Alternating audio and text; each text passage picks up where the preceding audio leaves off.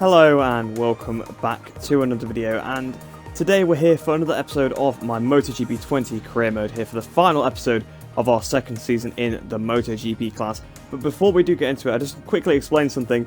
Basically, I've recorded the intro already live, and it just the audio hasn't recorded for some reason with it, so I haven't got any audio for this first intro bit, so I'm just going to have to quickly sort of cover what I actually went through in this section here.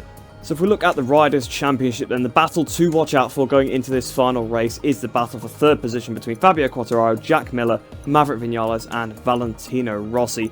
Not many points between those guys. Obviously Rossi is a little bit further out, so he's not so much in it, but it's definitely between Quartararo, Miller and Vinales. It's extremely close. Obviously only 2 points between Quartararo and Miller, and Vinales then is only another 5 points further back, so it is an extremely close battle for that third place in the championship.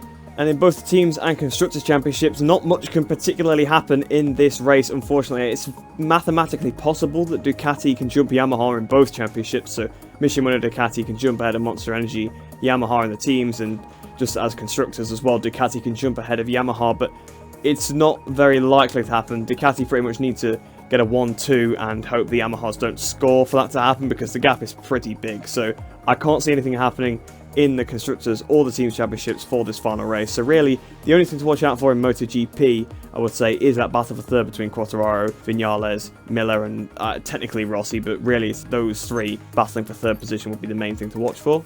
But since it is the last episode of the season, we'll have a look at the Moto3 standings. So something I actually completely neglected to notice in the previous episode, I did say I forgot to look at the point standings. Yamaha actually won the championship ahead of Niccolo Antonelli at the last race, so I thought it had been a close season the whole way through, which it seems like it has. Basically, Antonelli, of course, you remember, crashed in the last race, so that is what's given Masia the title, because Masia won the race, so with that, that's enough for him to win, and he already had a bit of a lead, so now he is in front of Antonelli by more than 25 points, so he's already won the championship.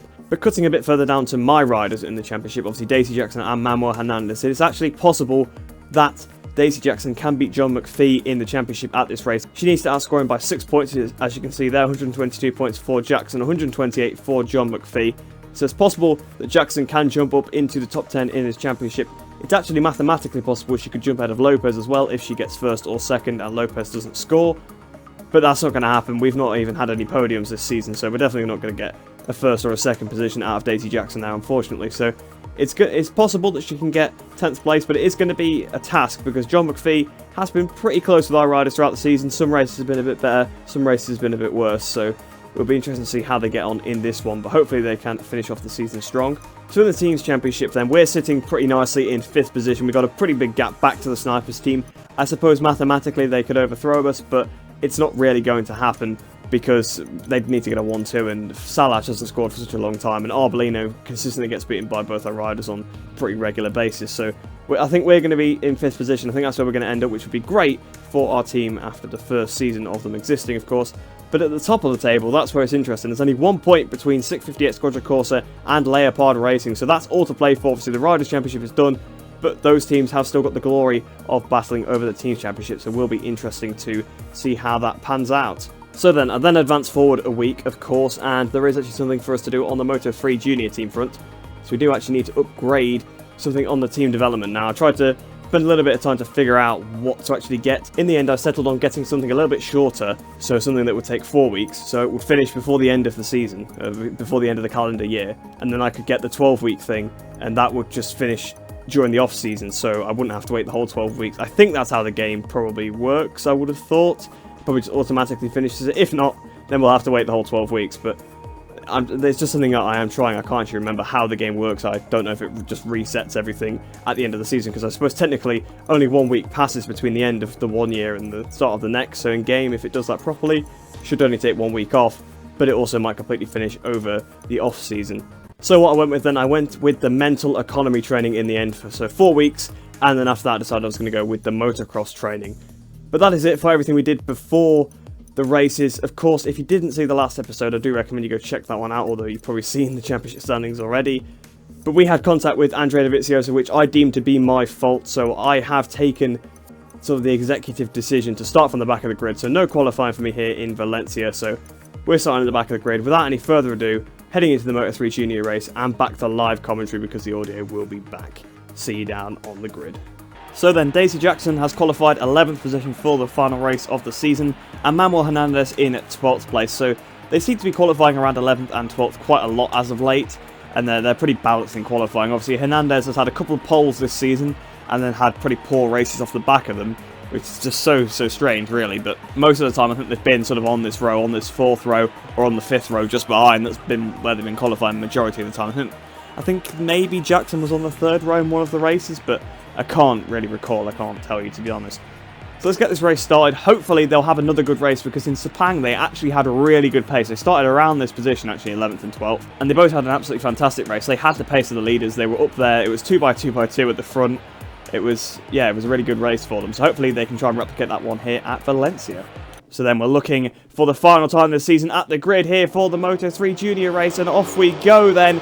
Good start from the leaders. Good start from Daisy Jackson, who's to 10th place already. Hernandez has had a pretty good start as they go down towards the first corner. It's not a massive run towards the first corner, but you can pick up a few positions, of course. Jackson's now up to 8th place. Where is Hernandez? Hernandez is 9th. Hernandez going underneath Jackson. Jackson could go the long way around the outside of John McPhee, of course. That is the rider to watch out for in this race compared to Jackson. I'm hoping that Hernandez will give the position to Jackson if needed, but Jackson's still trying to hang it around the outside. I think Hernandez up to about 6th position there for a second, but he's back down to 7th now. But they've had a pretty good start, both of them. Jackson, unfortunately, has been hung out to dry a little bit. Dennis Fodger now on our inside. She's actually been swamped quite a bit there, but Hernandez is up to 7th position. So really good start for Manuel Hernandez. Of course, he's come from behind. He's up to 7th position already. And John McPhee is his next target, and he'll once again in front of John McPhee to help out Jackson behind, I'm sure. But Jackson's now scrapping away with Romano Fenati and Dennis Fodger. Oh, Fodger a bit wide. Fenati a bit squirmy. And up to 9th place once again goes Daisy Jackson. So Andrea Mino up next, and we've had quite a few battles with Mino this season. Fodger around the outside though. Dennis Fodger, will he pull that one off? Not quite. Actually, he's still on the power though. Will he be able to do it? Not quite. It was a very brave, sort of risky move, but it wasn't quite good enough there. And up the inside, oh, Jackson on the inside of Andrea Mino. That was an aggressive move. Up to 8th place. Jackson is not messing around here. She wants to beat John McPhee in this championship. She only needs 6 points on him, but she does, of course, need to beat him for that to happen. And with Hernandez in a good position right behind John McPhee, he definitely might be able to do something about it. So coming out of the last corner then up towards the line, we're watching the lead rider at the moment, Manuel Hernandez. Jackson not too far behind him, but once again, this just shows their qualifying pace doesn't stack up against their race pace. Their race pace, especially on the opening lap, is always fantastic. They pick off so many positions on the first lap, and it's kind of the opposite with some of the AI. You see Antonelli and McPhee always, not Antonelli, sorry, Arbolino and McPhee always start at the front, but they always drop back and they are always swamped up.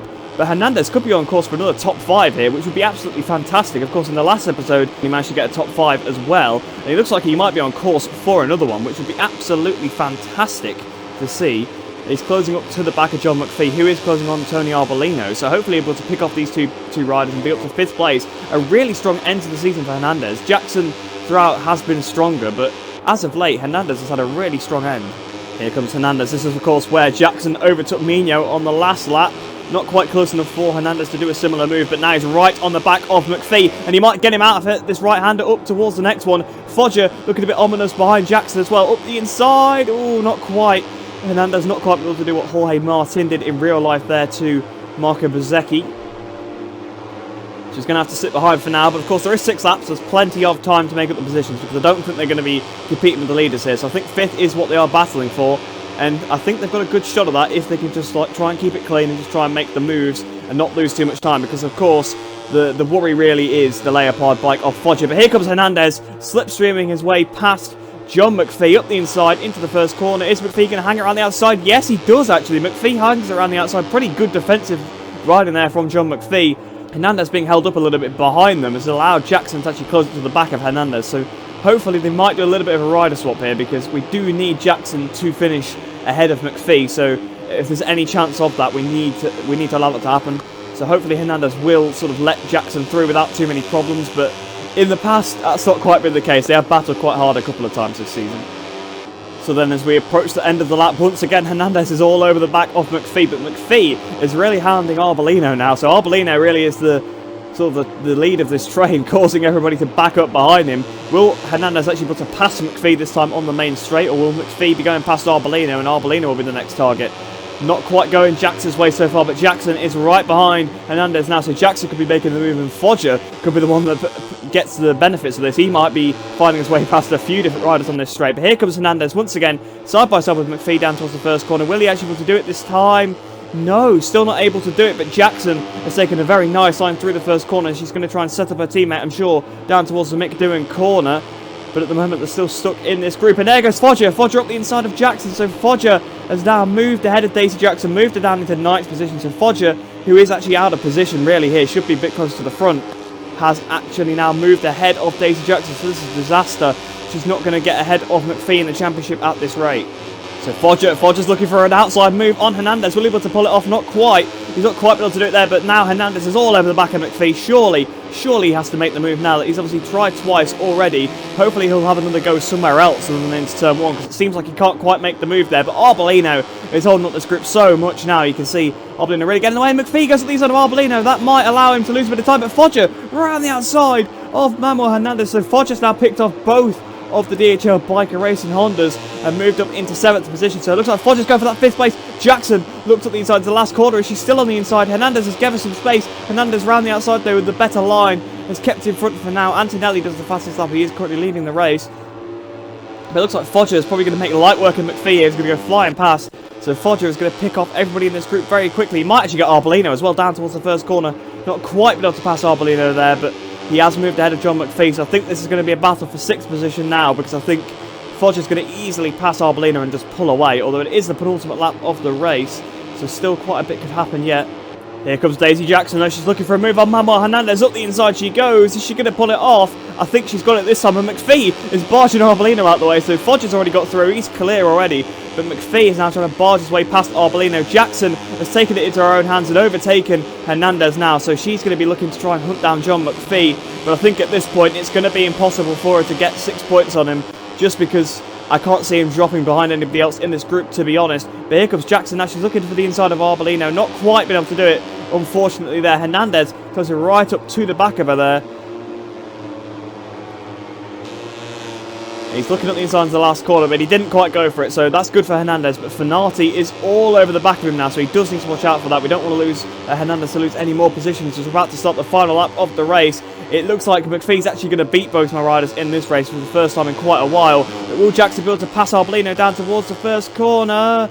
Will she be able to do it? Yes, I think she's far enough ahead. Yes, she is. She's got past Arbolino. She's probably put him on a bit of a compromised line. So will Hernandez be able to take advantage of that? Of course, Hernandez has been stuck behind McPhee for most of the race. So now he's behind Arbolino. But here comes Fenati up the inside. Fenati up the inside of Hernandez, shuffling back down to 10th position. So Manuel Hernandez was singing his praises early on in the race. Well, actually, he's hung it around the outside of Fenati, to be fair. But Fenati's back up on the inside again. Will he be able to hang it around the outside this time? No, so now he moves on into 10th position, so Hernandez really struggling at this late stage of the race. So as we come through the final corner then, Daisy Jackson is going to end the season with a 7th position. It looks like Hernandez is going to get that 10th place. Yes, he is. So towards the line then, Daisy Jackson is going to end the season with 7th position. Unfortunately, not quite able to get in the top 10 in the championship, but a pretty good way to end the season. They both moved up from their starting positions. So then, in this last race of the season for Moto3, Niccolo Antonelli won 3/10 ahead of Yama Macias, but Daisy Jackson ends the season with a 7th position, Manuel Hernandez with a 10th place. Let's see the Riders' Championship where they've both ended up. So McPhee ends up with that 10th position. Jackson, unfortunately, unable to beat John McPhee in the championship, ends up in 11th position. Manuel Hernandez behind her in 12th with only 99 points. So he didn't quite get the 100-point milestone there, unfortunately, Manuel Hernandez. But in the Teams Championship, we did manage to get that 5th position. 658 moved back ahead of Leopard as well after Foggia's pretty poor results. So 658 are your Teams Champions for Moto3 in, well, I don't know what season this would be classed as, to be honest, because we've done so many since 2020. So in this season in particular, our second season in MotoGP. So our 5th position, a pretty good way to end our first season. 5th place is pretty respectable, to be honest. Hopefully we can try and be a little bit better next year, and we'll see how we get on in Moto2. But of course we'll be sorting all that sort of admin stuff out in the next episode. So for now, let's head into the MotoGP race, starting from the back of the grid. Let's see how high up we can get, and see if we can end off the season with a bang. So we're here on the grid then, and Maverick Vinales is actually on pole position, which is a bit of a shock to me. I wasn't expecting that. Rossi alongside, so it seems when I've not taken part in qualifying, there's been a bit of a Yamaha domination there. Two of the riders fighting for that 3rd in the championship in the first 2 positions on the grid. So that'll be interesting. Danilo Petrucci here down in 16th position. Of course, we're going to be down in 23rd place on the grid. I need to make sure I've got my tyres selected properly. I'm not actually sure what tyre to go with. I'm going to go with the medium. I don't think you need a hard tyre here at Valencia, but I could be proven wrong yet. There's 2 Yamahas on the front row, so hopefully they'll be able to hold Marc Marquez up and he won't be able to do his usual pull away while actually fighting your way through the pack. Because that is, of course, the problem with it. With getting through the pack, it's not always actually overtaking the riders that's hard. It's once you get there, how far Marquez is up the road. But if the 2 Yamahas can get in his way, it should be a fairly easy task, I would have thought. But I've not rode this bike for a few days, so it'll be interesting to see how we get on with this one. But let's start the race. Hopefully we can try and win it, but we'll have to see what happens. So actually it's Fabio Quartararo on the 3rd position of the front row, and then Miller 4th. So all the riders battling for 3rd in the championship, taking up the first 4 positions on the grid. They are taking this battle seriously then. So Mark all the way back on the 2nd row, so it'll be interesting to see how well he can actually do from there. The riders are all on the starting grid. Just a few moments to go, and the lights at Ricardo Tormo Valencia will go out, starting the race. So it seems like there has been some Yamaha domination. There's 3 Yamahas on the front row, and then the other Yamaha is on the 2nd row, so they are doing really well here. But we're up to power mode 2, down to traction control 2, wait for the lights to go out here, lights out, away we go. We have to be quick on this first lap. We have to pick up quite a few positions. We've got 9 laps, which should be plenty of time. But you never know with this game. Sometimes the AI are just randomly good, sometimes they're pretty bad. Well, most of the time they're pretty bad. But through the first corner, then almost got on the grass there. We're up to 20th already. Bit of contact with Cal Crutchlow on the exit of that first corner. Back down to power mode 1 once again. Obviously, we don't want to run out of fuel, leaving it in 2 for too long. Petrucci had a bit of contact there. We've gone at the inside of Michael Leclerc and probably sat him up a little bit there. Got to 15th place. Now on the inside of a few more riders. Mir is pretty far down the order here, down in about 14th place, but he's still on my inside, so he's actually in front of me for now. We're trying to go around the outside of... Oh, Oliveira, he's taken a bit of a strange line, which has made me have to go around the outside, lost a bit of time. Around the outside of Martin, there's Bagnaia there as well. Again, Oliveira just getting in my way, going so slow through that section. That's allowing Martin again up the inside. Trying to slide that rear tyre, get up the inside of Miguel Oliveira. There we go, up to 13th place. So we've picked off 10 riders already. Make that 11 as we go past Joao Mir. Down towards turn 8. They've all gone so wide. Up the inside of Nakagami. We're going to be able to get Dovi here. We've got to make sure we make the move clean on Dovi this race. Come on. Binder gets squeezed out a little bit there by Dovizioso. A bit of a crash behind. Nakagami has gone down, a bit of a screen freeze as well as he went down there. Dovi's wide. We're past Dovi, going past Brad Binder as well. A little bit more contact. Morbidelli's down to 8th place already, so he's not had the best start. I think Marquez might be leading the race, so that's not surprising, is it? Let's be honest. 6.3 laps off fuel left, which is not great because it's a 9-lap race and we've only done like, well, 90% of 1 lap.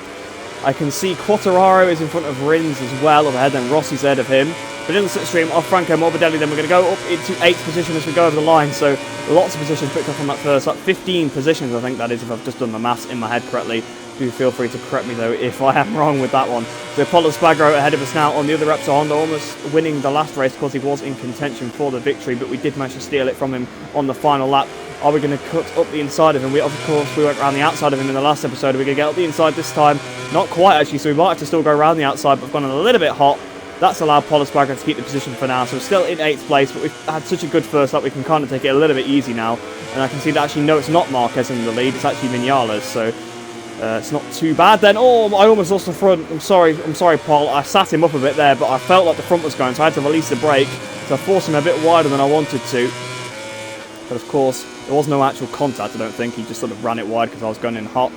So we've moved past him into 7th. Rins, the other teammate, is in front of us. And then it's Quartararo, then it's Rossi, and then I think it's Marquez, and then I think it's Miller, and then it's Vinales. I've already said Quartararo. So Vinales looks like he wants that 3rd position. I think he'll actually get it with this result, because of course he'd be in front of all of the other riders, but he would be in front of Miller most crucially, and we've messed that up completely. What even happened there? The bike really behaved weirdly into that right-hander, so we lost quite a bit of time to Alex Rins there, so I need to get my head down and sort of bring that gap back. But I have no idea what happened there. The front just seemed to not turn. I'm not really sure what that's all about, so hopefully I've not got a controller malfunction or something. But yeah, Vinales still leading the race. Miller actually 8/10 quicker than me on that lap, so I do need to up my pace a little bit because we are losing time to the leaders, even though we've actually got relatively clean air right now. Rins is not too close to us. I think I figured out the cause of the tyre thing. The tyres were really cold on the front, so it probably just didn't have the grip when I tried to brake on it. So we're right behind Rins now. We're looking at the inside of him. The AI are always just so weak into this left-hander, and then on the exit of it as well, they aren't too great. He's ran himself out of road, even though I was absolutely nowhere near him. I was complete other side of the track. So we're now up to 6th place. Fabio Quartararo up next. That'll be us up into the top 5, and you can see the podium runners are not too far ahead then as well. Of course, we have got to get past Valentino Rossi after that as well. A little bit of a corner cut there, but luckily no penalty, no time gained either, I don't think, on Quartararo, so no harm done there. So we come out of turn 11 then. Will we be able to do the move into turn 12? It's a bit risky. We're on the outside, so not really, because he actually defended that pretty well, but we should have the run through the penultimate turn on the inside of Fabio Quartararo. There we go, we've got past him up into 5th place now then to Valentino Rossi up next. Oh, Quartararo almost hit us at the back there into the last corner. I think we actually got clouted into the last corner last season. I think it might have been Mark. I think Mark lost his wing into the side of us when we were back at the pack through the last corner. We've just done a 29.9, so a couple of attempts quicker than Vinales, so we have got the pace, so kind of the worries are alleviated there, although they are getting away a little bit, and there is only about half the race to go, and the tyre on the rear is actually getting quite hot, so that is going to be something to watch out for, that's for sure. But we've got to get past Rossi first, and we've got a bit of a gap to Miller. Hopefully we can then catch up to Miller, but I'm hoping it's not one of these situations where we get to second and just can't quite beat the leader because we're out of tyre wear. It's kind of frustrating when that happens. Oh, looking at the inside of Rossi there. That would have been a bit brave if I'd actually fully sent that up the inside. We're still side by side with the Doctor. Will we be able to go around the outside? As I was trying to say that, but completely messing up my words. Cutting the inside through Angel Nieto corner. Rossi actually still has it for now, but we should be able to get him through whatever corner that is, turn 7, I'm not even going to try and say that, and into turn 8, up the inside of the Doctor, up into 4th place then, so Marc Marquez up next. He's being, well actually I'd say he's being held up, but Vinales is checking out. Miller is a solid few tenths ahead of him, so Miller's not holding him up at all. It just looks like Marquez hasn't quite got the pace of some of the AI at this circuit, which is very odd. Usually Marquez does. We're now up to structure control 4, just in some sort of attempt to save the rear tyre. But my target now is to hunt down Marc Marquez. I'm assuming by the amount of time we've already took out of him, it's not going to take too long to do that, because of course the AI just seem to slow down once you catch them up, which is really, really odd. I'm not sure whether that's a tyre wear thing or whatever it is, or maybe they don't have tyre wear when they're out of range. Vinales did beat my fastest lap though, but now I've just done a 29.3, another half a second quicker than Vinales, so we are on the pace here. Even though Vinales is checking out from everybody else, I'm catching him up, so that's the important thing. We're on lap 5, so we've still got about half the race to sort it out. Here's Marquez. Can we get underneath him here? Actually, we might be able to. It's going to be close. Not quite going to be able to do that. I don't want to get stuck on the outside like we did with Paul. We're looking at the inside now into Nico Tirol. Can we do what we tried to do to Rossi on the previous lap? Yes, we've got a bit of better drive this time. We've kind of sat Marquez up a little bit because I've slid a little bit with that rear tyre. The rear tyre is still really, really hot, even though we've got that traction control 4, and it is in November here. We have to remember that. It's in November in Spain. This tyre shouldn't be overheating that much, but it's getting pretty hot, although it does look like quite a warm day. But enough about the weather anyway, that's nothing to do with the actual video itself. We've got Miller, a little bit up the road. I think it said it was about second up the road, so we caught and passed Marquez in about a lap, so we should be okay. I think we've got this one in the bag, to be honest, but don't want to speak too soon, of course. So at the end of this lap, what's the time going to be? 29.3 once again. Not sure what that would be in comparison to Vinales. Of course, I can't see his lap times anymore unless he sets the fastest lap, which I highly doubt that AI would do those kind of lap times. Not that they're particularly fast, but you know what I mean, the AI can't really go that fast. So we're right behind Miller now. A bit of contact with Miller, so again making a bit of contact with a Ducati rider. We haven't been able to capitalise on it though, so we're still behind Chip Miller. We've got 1.4 already to Marquez, so Marquez actually is losing touch with these leaders quite a bit of time on that lap, because he was right behind Miller really, and now he's 1.4 seconds behind him.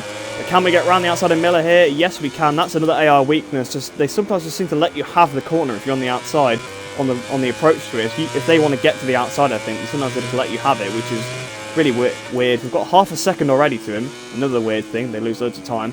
So we've got 1.1 seconds now to Maverick.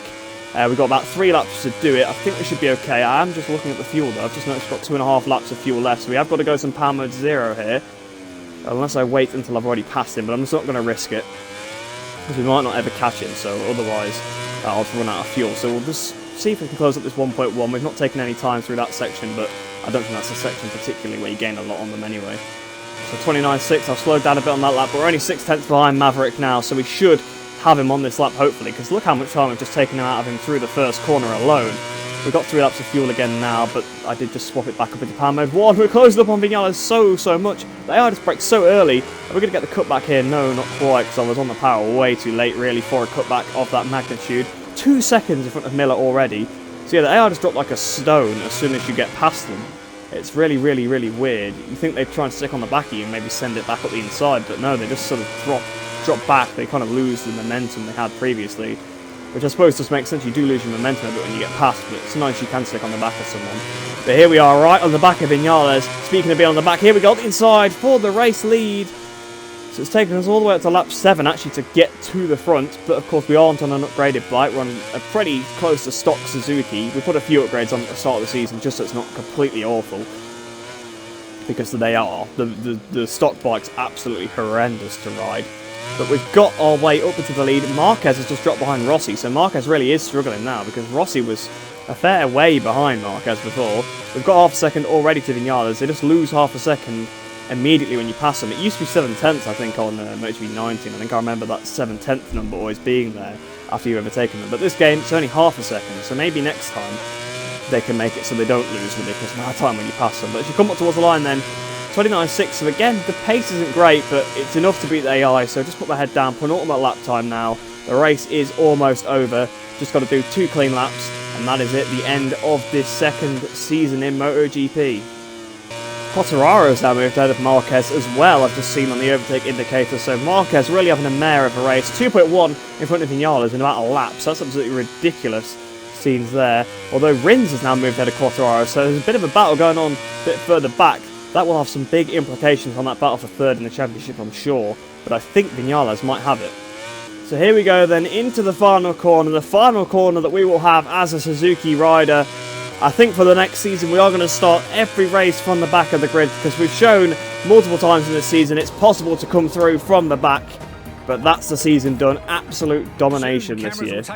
Okay, so a very interesting end to the race. I didn't see that Valentino actually got in front of Jack Miller. So Jack Miller ends up in 4th. So I think that pretty much guarantees that Maverick Viñales got that 3rd in the championship. Rossi will have definitely helped his fortunes out though with that 3rd place. Of course, he had a crash in the previous race. Same with Miller, and I think Rins did as well.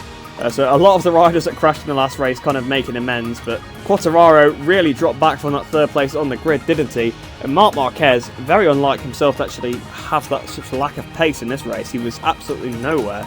And apparently Dovizioso got the fastest lap with a 28.2, so at least he's got comeuppance for being knocked off in the last race. But 11th place, Dovi has been pretty poor this season. Rabat actually got 12th with a race with no chaos in it, really. That's fair play. Fair play to Rabat there. And yes, then in the Riders' Championship, of course, 1st and 2nd, they were settled a long time ago. But Viñales has managed to steal that 3rd position at the death. And actually, if it wasn't for Rossi, I don't think he would have got it. I think he would have just missed out. Miller would have got it. So, yes, Viñales then ends up in 3rd in the championship. Miller stays put in 4th place. Quartararo drops down to 5th as Viñales was up to 3rd. Rossi stays put in 6th place because, of course, he was on a real charge, but unfortunately in the last race his crash kind of put him out of contention. It's a really odd crash. Rabat in the last couple of episodes, absolute god. He's got pretty decent points twice in a row now, and he moves himself up into 17th, jumping ahead of 4 different riders there. And Aleix Espargaro ends the season with as the only rider scoring no points, but you have to remember that Cal Crutchlow's point came in Mugello, where there was still a glitch in the game where if the AI riders finished within a certain time frame of you, they got put a lap behind. So that's why Crutchlow managed to get that position, because a big chunk of the top 10 got put a lap behind. In the Teams Championship, I don't think there's been any changes. No, there's not, which is pretty much what I expected. And in the Constructors' Championship, once again, no changes. So like I did say at the start of the episode, those championships are virtually done anyway.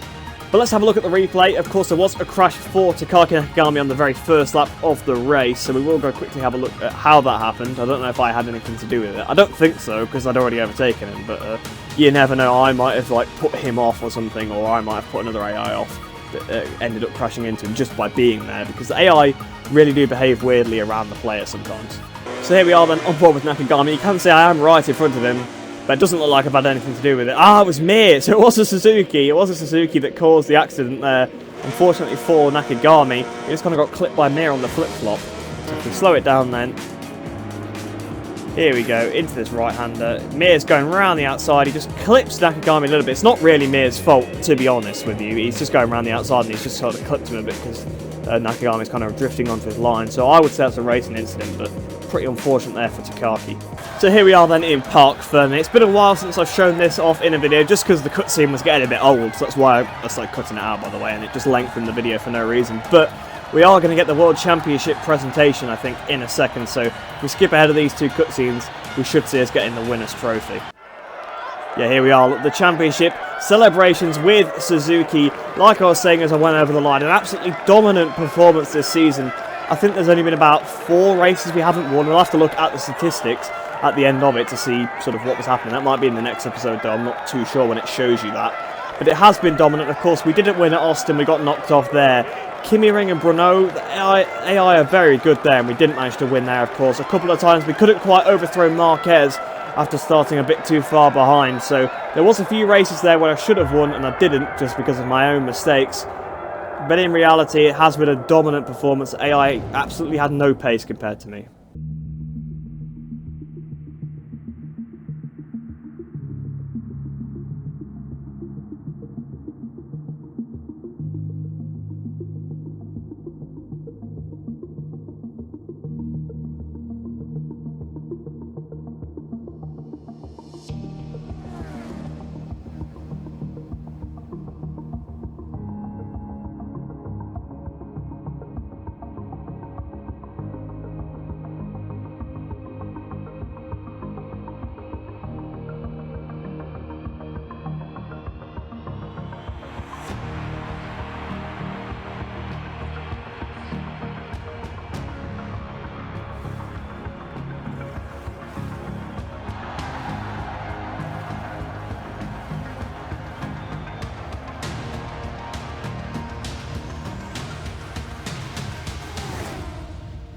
So then with that cutscene done, we're here in the career hub once again. You can see we got nothing for qualifying, of course, because we didn't do it. So that might be something I have to sort out for the next season. I might have to maybe mod my game so that I still get reputation for not doing qualifying, because I don't want to get fired for just not qualifying in any of the races. So we got 13,200, which takes up to 751,100. So realistically, we haven't got a very high reputation considering we're a 2-time MotoGP World Champion. You think the rep would be a bit higher, like it's not much higher than it was in Moto2, really. But this is where the money is then for us. This time we gain 352,302 because we get all of our season's money for all the results and things like that. So we've got our race bonus there, 31,574 as always. We've got the 40,000 from both of the riders in the race because they got their race positions, but then the championship goal bonuses, we get 119,000 for Daisy Jackson there. Oh, actually the same for both of them, so we get 120,000 near enough for both of them there, so that's a big chunk of change. We're now up to 816,971 credits, which I think actually is still less than we started this season with, so we have lost money by having this junior team. It's very costly. But here we go then, we can look at the results then. It was 1, 2, 3, 4, 5, 6 races actually we didn't win, so not amazing, to be honest, that season. I guess there was a lot of times we lost quite a bit, but here's the big credits pay from the MotoGP team. So obviously weekly you get nothing compared to the Moto3 riders. I always think that you don't get quite as much, but you get a big bonus at the end of the year. So we get 884,000 credits for getting in the top 3 of the championship. We get 100,000 reputation as well. So just as I was talking about not having much money and not much reputation, we get a big boost to it. So we're now up to 1.7 million credits, so that should see us through fairly easy for the rest of this career mode, to be honest now. And the 851,000 reputation should be plenty to not get fired, actually, by any teams as well. But you can see this season, no races were we outside the points. The closest we came to that was Finland, obviously the Kimi Ring, where we just had no pace. It was in the wet as well, and I just couldn't get a heat in the tyres. I was absolutely nowhere. Czech Republic, we got 8th position as well, but every other race we were on the podium. So we're on the podium in every single race except 2 races. And of course, USA, one of those races, we got crashed off. Germany, we started right near the back of the grid. Aragon, we made that mistake, almost hitting Mark at the back. Australia, again, we started near the back of the grid, but the rest of the time, absolute dominance. You can see our actual overall statistics for the career so far. We've got 52 wins, 52 poles, and 66 podiums. So then on the Moto3 Junior Team results screen here then, we get our usual prestige from the top 15 and the 4th row, but we get a little bit extra for the championship position, so we get 750,000 each, not 750,000, sorry, 750 each, which gives us 1,858 overall, and we got 325 research data as well, because both of them did a practice program each. So that is it then for this season of career mode. That is all the final statistics. I'm sure I've just lost a bit of money. I must have to pay some staff or something like that. But I hope you did enjoy this season. It wasn't probably the most interesting in a lot of races, which I do apologise for, just because I was absolutely pulling away. I didn't want to have a similar season to the KTM, where I was really struggling the whole time and I was complaining quite a bit. So I went with the Suzuki, but the Suzuki was a little bit better than I anticipated it would be, so that's why I didn't upgrade it very much after the start. In fact, did I even ever upgrade it? Let's have a look. Yeah, I would have put a couple of engine upgrades on it then and a frame upgrade. I mean, look at this. Look at it. Look at the frame. We've got 23,000 research data because I must have done one upgrade on the frame and just put all the people on it and left them on there. Yes, if you have a look, you can see all the people on the frame section there. But I didn't really... I don't think I upgraded the bike other than the frame upgrade. I can't remember exactly, you'll have to remind me if I'm wrong, but we didn't really upgrade the bike this season just because it was so good out of the box, really. We just needed to make it a little bit less terrible, because at the start of the season they are pretty bad. But that's it for this video then. I hope you guys have enjoyed that one. I hope you've enjoyed the whole season. Stay tuned for the next one. The next episode will be a sort of a pre-season sorting things out episode. I need to do some stuff behind the scenes with some mods and some things like that as well. Get those sorted, so it might be a couple of days or so, because I'll need to make sure that's all running smoothly. But then we will be sorting out everything on both my front here and the Moto3 Junior Team front, and probably doing the pre-season test as well. So I hope you guys look forward to that one. Hope you enjoy the rest of your day. Hope you're staying safe, and I shall see you in the next one.